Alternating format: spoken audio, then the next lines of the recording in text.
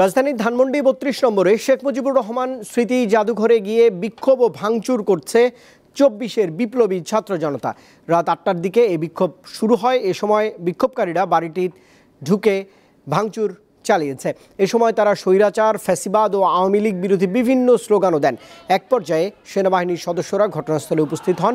এর আগে জুলাই গণঅভ্যুত্থানের মুখে পালিয়ে ভারতে অবস্থান নেওয়া স্বৈরশাসক শেখ হাসিনার ভাষণ দেওয়াকে কেন্দ্র করে সামাজিক যোগাযোগ মাধ্যমে ধানমন্ডি ৩২ অভিমুখে বুলডোজার মিছিলের কর্মসূচির ডাক দেয় ২৪-এর বিপ্লবী ছাত্র জনতা।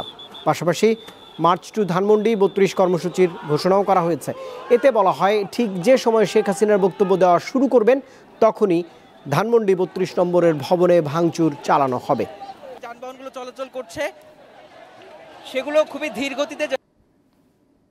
এত বড় হত্যাযজ্ঞ চালিয়েছে, তারপরও কিন্তু তাদের নেতাকর্মী এবং তাদের আওয়ামী লীগের যে প্রধান, তার মধ্যে আমরা কিন্তু সেই রকম কোনো ধরনের অনুশোচনা তো নেই।